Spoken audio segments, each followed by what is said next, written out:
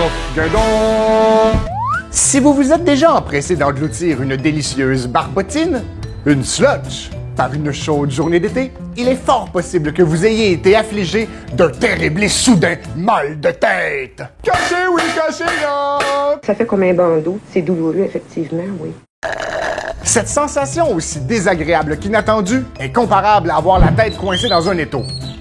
Votre front se crispe. La Troisième Guerre mondiale se déroule entre vos deux tempes.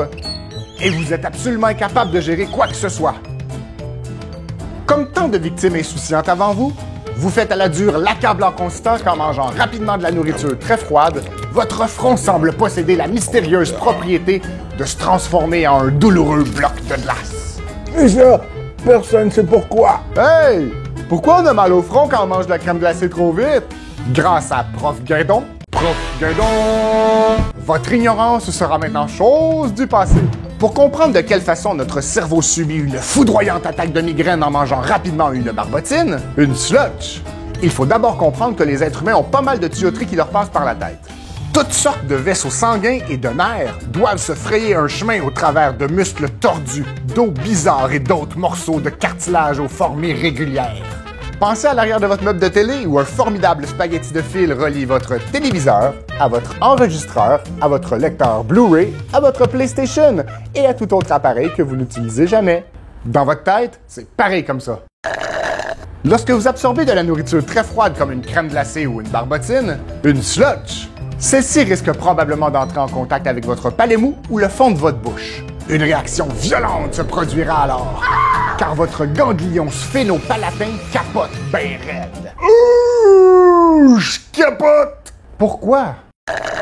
Un peu comme tout le monde, il n'aime pas ça avoir froid. Mais surtout, deux artères très importantes de votre corps convergent juste derrière lui. L'artère carotide interne et l'artère cérébrale antérieure.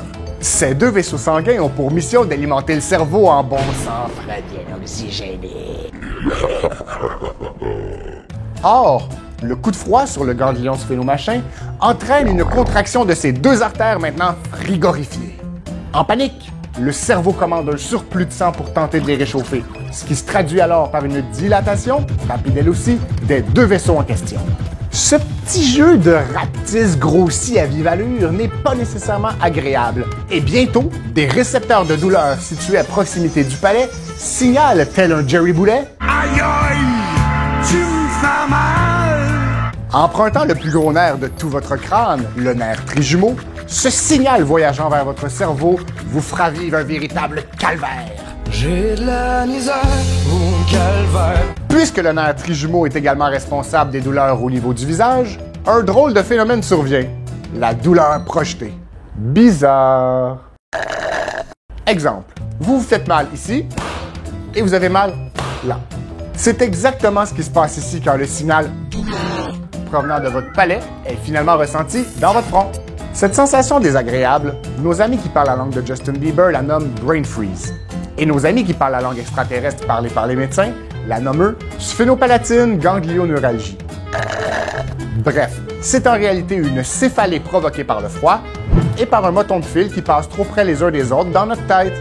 Maintenant, vous vous demandez sans doute pourquoi le contraire, c'est-à-dire avoir mal dans le front en mangeant très rapidement de la nourriture très chaude, n'arrive jamais. C'est une excellente question à laquelle je répondrai une autre fois.